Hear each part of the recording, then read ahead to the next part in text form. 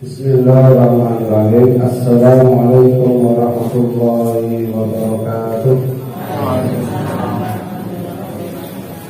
Innal hamdalillah nahmaduhu wa nasta'inuhu wa nastaghfiruh wa na'udzu billahi min shururi anfusina wa min sayyiati a'malina. May yahdihillahu fala mudilla lahu wa man yudlil fala hadiya lahu. Pertama, kita bersyukur kepada Allah Subhanahu wa taala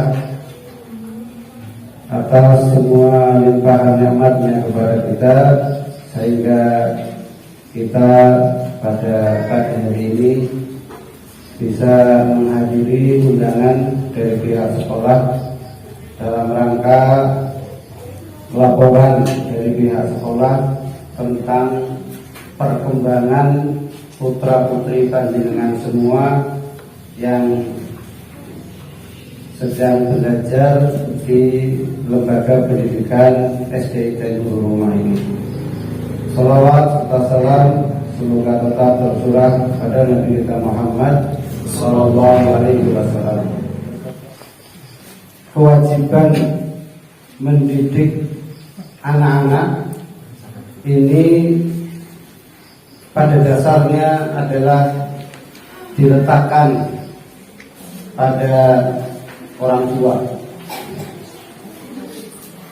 Terus proses mendidik anak ada disampaikan oleh atau tertulis di dalam wahyu yang suci, yaitu di dalam Al-Quran. Ada beberapa ayat yang di dalam Al-Quran mengenai tentang pendidikan anak. Namun yang kita bacakan pada kesempatan pagi hari ini yaitu Quran surat Al-Luqman. Surat Luqman ini adalah surat yang ke-31 dari urutan-urutan ditulisnya Al-Quran di mushaf yang kita baca setiap harinya. Urutan surat ke-31. Di sini pendidikan anak tertulis di ayat yang ke-12 sampai nanti banyak, ada yang sampai 22 atau berapa. Tapi mungkin kita bacakan 3 ayat ya. Kemarin sudah kita bacakan ayat 12, 13 sama 14. Kita lanjutkan nanti 15, 16 dan 17 ya. Nanti para bapak dan ibu bisa lebih memahaminya dengan cara sampai di rumah dibuka kembali Qurannya dan dibaca artinya serta dibuka tafsirnya kalau punya buku tafsir di rumah, atau mungkin cari di YouTube ya, tafsir Quran surat Luqman ya. Saya ulangi dari 12, 13 dan 14 artinya, dan Tuhanmu telah kami, dan sungguh telah kami berikan hikmah kepada Luqman, yaitu bersyukurlah kepada Allah, dan barang siapa bersyukur kepada Allah maka sesungguhnya dia bersyukur untuk dirinya sendiri, dan barang siapa tidak bersyukur atau kufur maka sesungguhnya Allah Maha Kaya dan Maha Terpuji. Di sini dijelaskan bahwasanya proses pendidikan anak dimulai dengan rasa syukur ya. Bahwasanya kita dipercaya oleh Allah Subhanahu wa taala untuk mendidik anak ya. Maka kita harus bersyukur kepada Allah Subhanahu wa taala, karena banyak di antara orang tua yang kedatangan anak malah seperti bencana. Wah, saya harus banyak banyak mengeluarkan uang dan sebagainya. Bahkan rasa tidak syukurnya ini diantisipasi. Bagaimana supaya saya tidak punya anak ya, dengan cara diperlambat atau di apa yang supaya tidak segera punya anak. Maka rasa syukur ini harus kita tanamkan dan harus kita bangkitkan. Inilah mulai proses pendidikan anak, harus dimulai dari rasa syukur. Karena apa? Karena kalau kita punya rasa syukur, maka kita akan berusaha untuk merawat titipan dari Allah Subhanahu wa taala. Yang kedua, yaitu ayat yang ke-13, dan ketika Luqman berkata kepada anaknya ketika dia memberi peringatan, memberi pelajaran kepadanya, wahai anakku, jangan engkau mempersekutukan Allah. Sesungguhnya mempersekutukan Allah benar-benar kezaliman yang benar.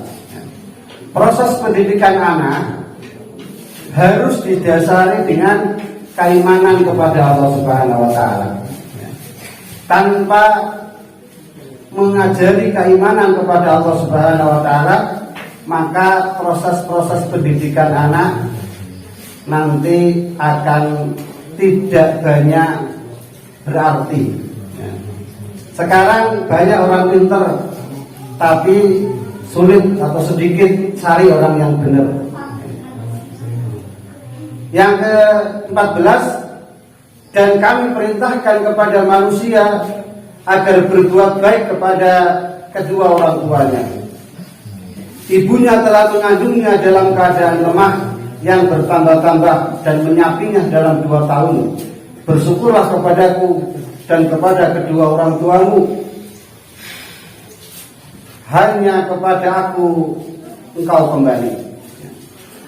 Setelah kita menanamkan keimanan kepada anak, baik keimanan rububiyah, keimanan uluhiyah, siapa yang menciptakan dan kepada siapa kita menyembah, serta kita tanamkan sifat-sifat dan nama-nama Allah yang mulia, maka kita tanamkan kepada diri anak bahwasanya seorang anak harus berbakti kepada kedua orang tuanya.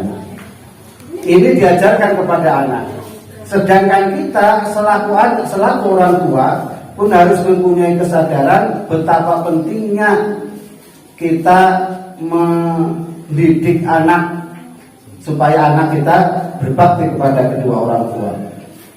Janganlah kita selaku orang tua tiba-tiba menuntut anak untuk berbakti kepada kita, tetapi kita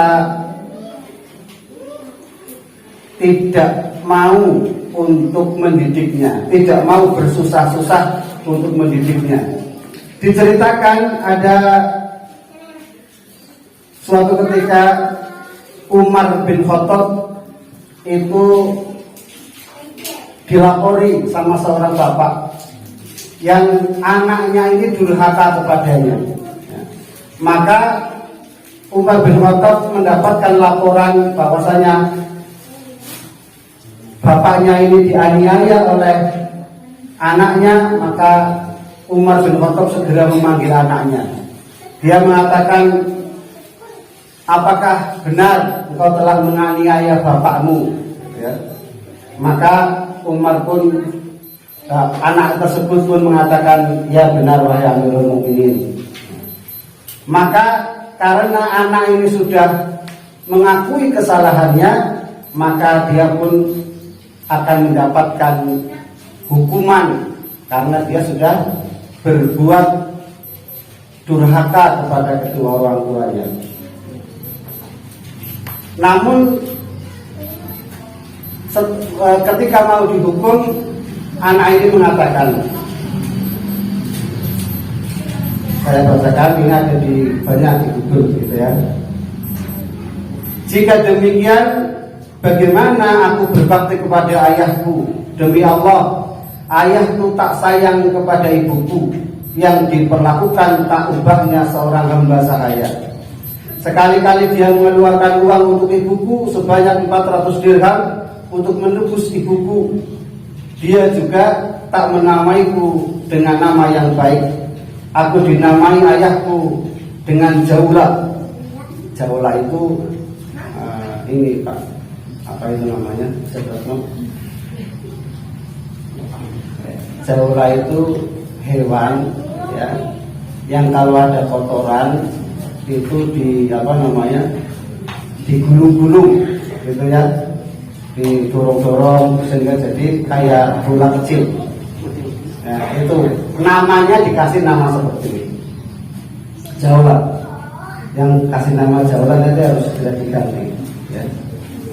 Dia juga tak mengajariku mengaji satu ayat pun. Ya. Nah ini kan. Maka seketika itu Umar bin Khattab berpaling matanya memandang tajam kepada kedua orang tua anak itu sambil berkata, kalau begitu bukan anakmu yang durhaka kepadamu, tetapi kamulah yang durhaka kepada anakmu. Jadi kita selaku orang tua jangan langsung menyalahkan anak ketika anak itu durhaka kepada kita, kepada orang tua kita. Karena apa? Karena kita nggak mau mendidiknya. Ya. Mendidik anak itu dimulai dari mana? Dimulai dari mencari pasangan. Ya. Memperlakukan istri dengan baik. Ya. Terus juga mengasih nama yang baik dan ngajari anak ngaji. Diajari tentang Al-Quran. Terus juga ayat yang ke-15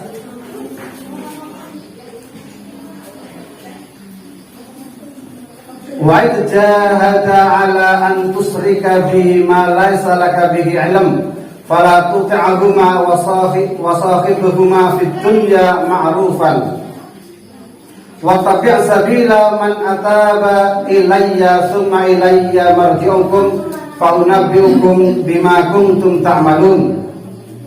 Dan ketika keduanya memaksamu untuk mempersekutukan aku dengan sesuatu yang engkau tidak mempunyai ilmu tentang itu, maka janganlah engkau menjadikan kedua, dan janganlah engkau mentaati keduanya dan bergaullah keduanya di dunia dengan baik, dan ikutilah jalan orang yang mentaati, jalan orang yang kembali kepadaku.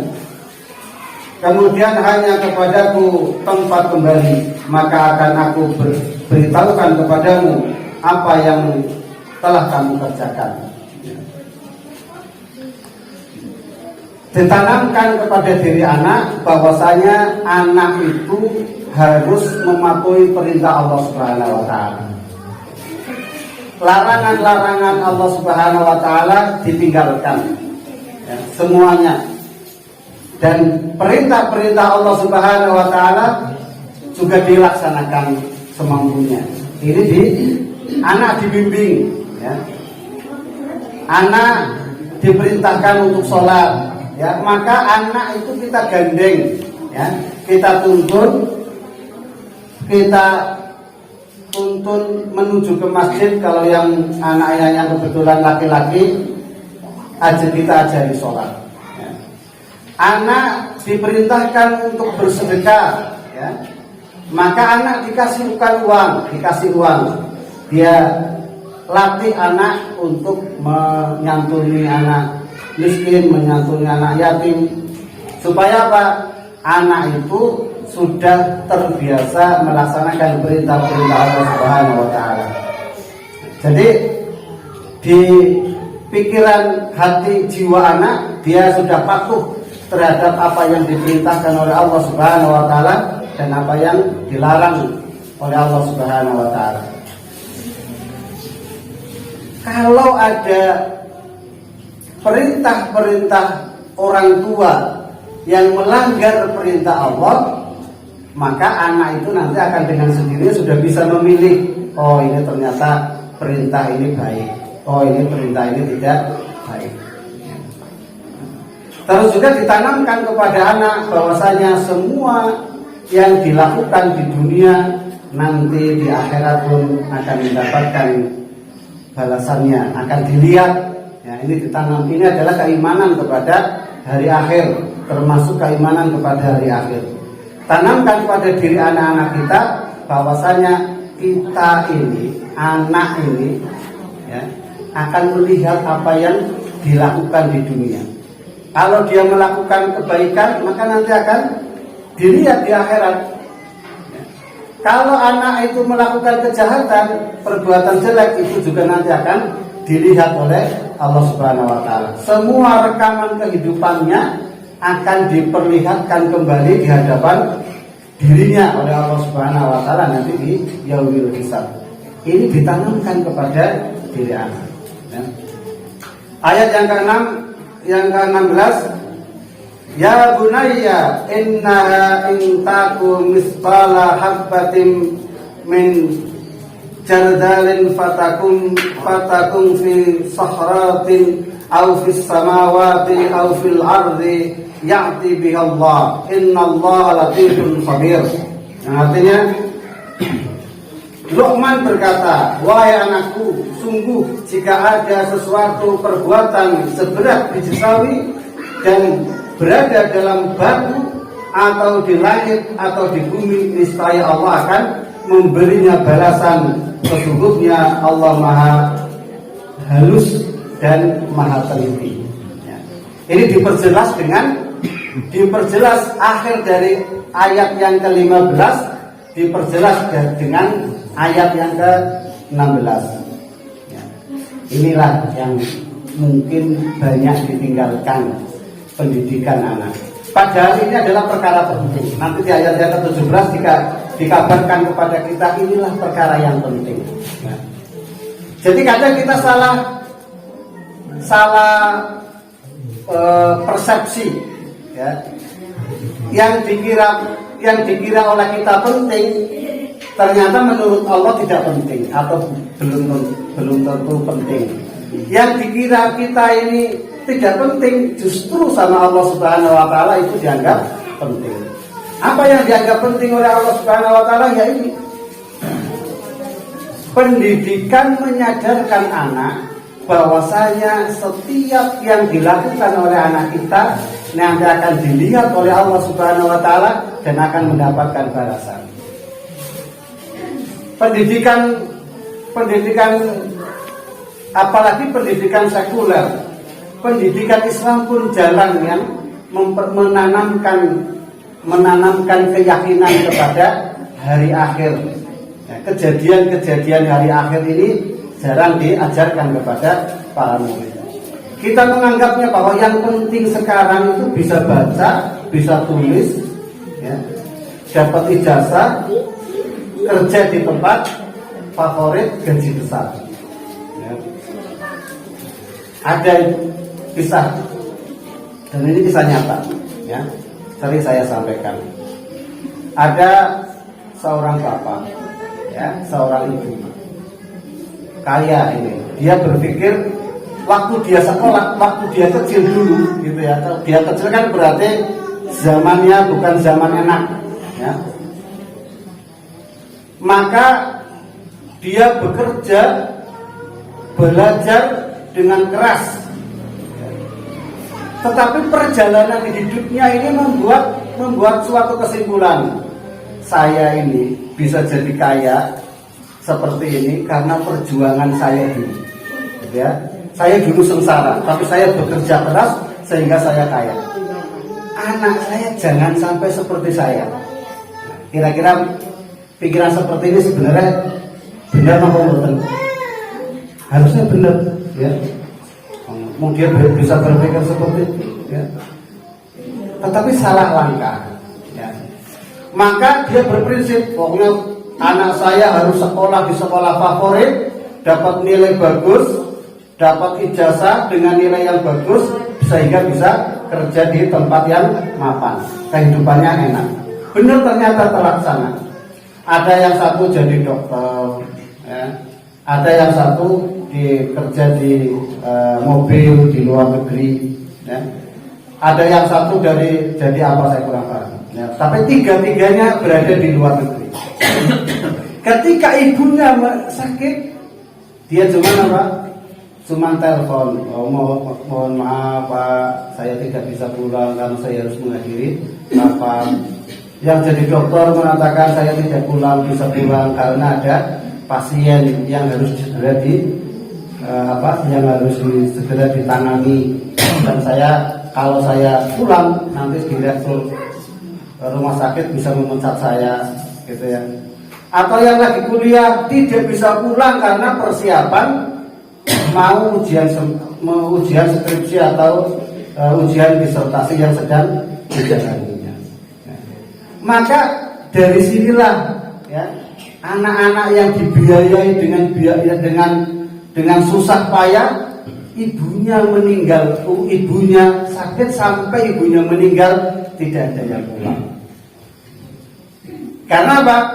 Karena dia berpikir bahwasanya yang penting itu adalah sekolah, pinter, bisa cari kerja. Tanpa ditanamkan berbakti kepada kedua orang tua, tanpa ditanamkan pada diri anak bahwasanya apa yang dia lakukan itu akan dilihat oleh Allah, akan diperlihatkan oleh Allah dan akan mendapatkan balasan. Maka mari kita tanamkan kepada diri anak-anak kita bahwasanya apa yang anak kita lakukan ya pasti akan dibalas oleh Allah Subhanahu wa taala, baik itu kebaikan maupun keburukan. Kalau yang baik nanti balasannya adalah kebaikan. Kalau anak kita melakukan keburukan nanti juga akan mendapatkan balasan berupa keburukan juga. Ayat yang ke-17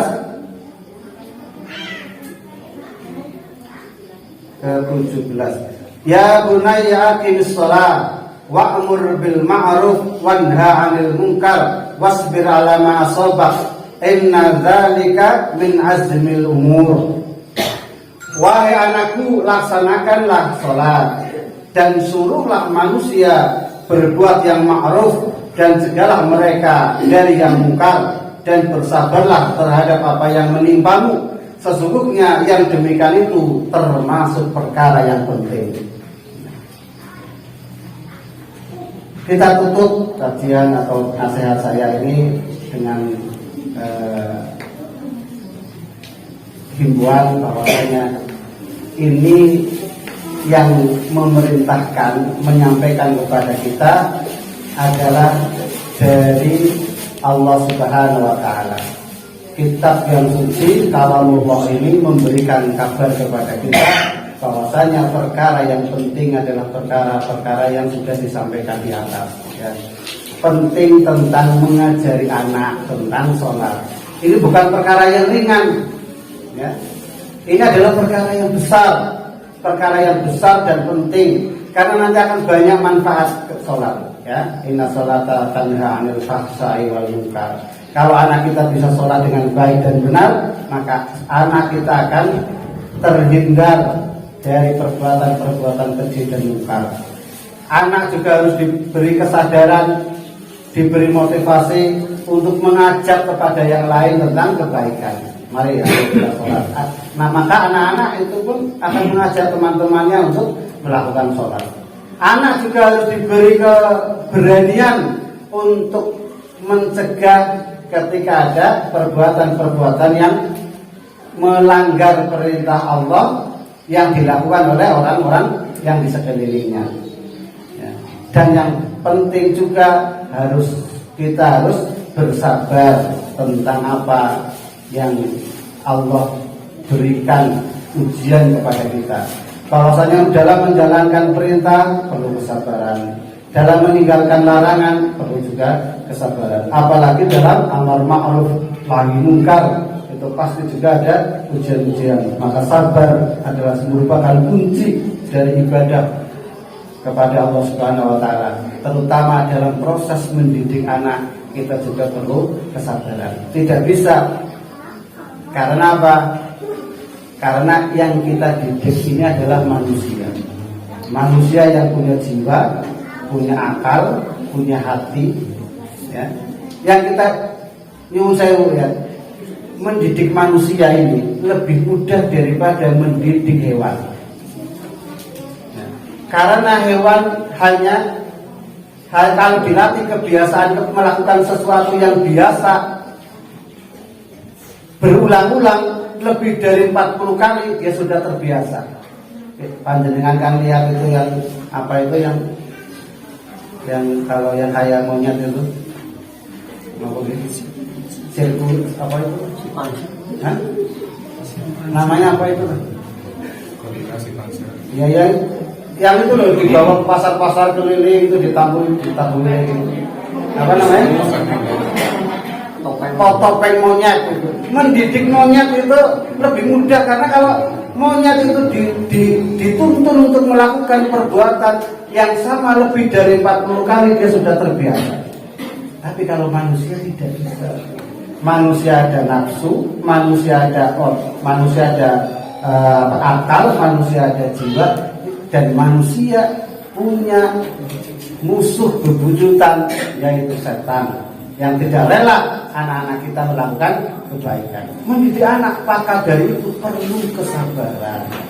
Ya, maka dari itu mari kita berdoa kepada Allah Subhanahu Wa Taala, mudah-mudahan anak-anak kita dibimbing oleh Allah Subhanahu Wa Taala, kelak anak-anak kita menjadi anak yang soleh, anak yang soleha, berbakti kepada kedua orang tua, berguna bagi agama, bangsa dan negara kita.